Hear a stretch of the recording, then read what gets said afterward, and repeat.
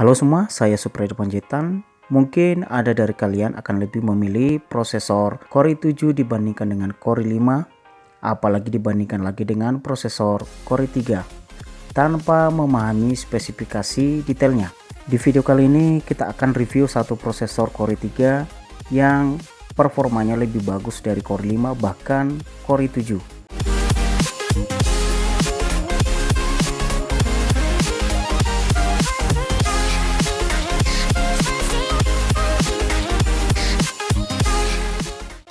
Menentukan pilihan prosesor untuk laptop ataupun PC, perlu kita pahami hal berikut ini. Yang pertama, generasi dari prosesornya. Di Core i series saat ini sudah ada 11 generasi. Semakin tinggi generasinya, maka akan semakin lengkap fitur kecanggihannya. Yang kedua, jumlah core dan thread. Core itu kemampuan prosesnya, dan thread kemampuan menyalurkan hasil prosesnya. Yang ketiga, frekuensi dan turbo frekuensinya. Semakin tinggi frekuensinya, maka akan semakin bagus pula performa dari prosesornya. Ada frekuensi standar atau bawaannya, dan ada turbo frekuensi untuk menambah atau overclock frekuensi prosesornya. Nomor 4, cache. Ini memori yang membantu kinerja prosesor. Lebih tinggi nilai cache akan semakin bagus. Yang kelima, jenis memori. Teknologi terbaru sekarang ada DDR4, sebelumnya ada DDR3. DDR4 lebih bagus atau lebih kencang kinerjanya dibanding DDR3. Yang keenam, TDP atau konsumsi daya. Pengen irit listrik, pilih konsumsi daya prosesor yang lebih rendah. Yang terakhir, ini nomor 7 yang tidak kalah penting, yaitu grafis. Nonton video kualitas tinggi, main game, edit video akan lebih lancar jika kualitas grafik yang lebih bagus. Berikut kita akan coba bandingkan 3 prosesor yang dimana Core i3 akan lebih unggul dibandingkan Core i7 dan Core i5. Di sini prosesor yang saya bandingkan ada dari Core i3 8100 dari generasi ke-8. Jumlah core-nya 4, thread 4, frekuensi 3,6 GHz, tidak ada turbo frekuensi, cache 6 MB, jenis memori DDR4 2400, TDP 65 watt, grafis Intel Ultra HD Graphic 630. Kemudian prosesor Intel Core i5 4690T, frekuensi 2,5 GHz, turbo frekuensi 3,5 GHz, cache 6 MB.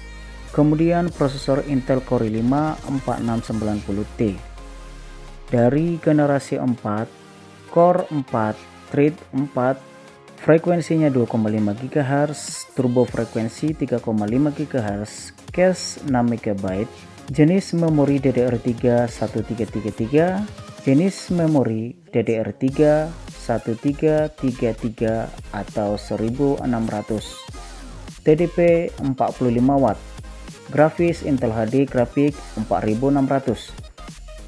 Kemudian prosesor Intel Core i7 2700 dari generasi 2, core 4, thread 8, frekuensi 3,5 GHz, turbo frekuensi 3,9 GHz, cache 6 MB, jenis memori DDR3 1066 atau 1333, TDP 95 watt, grafis Intel HD Graphic 3000.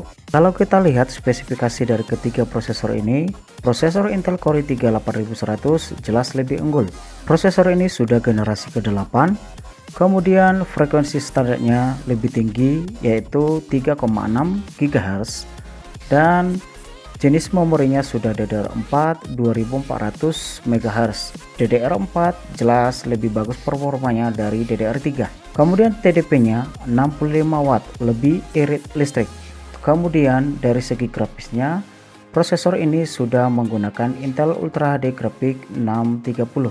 Urutan kualitas grafis itu kalau kita urutkan dari bawah ke atas, itu dimulai dari HD, Ultra HD, Full HD, Quad HD, 4K dan 8K.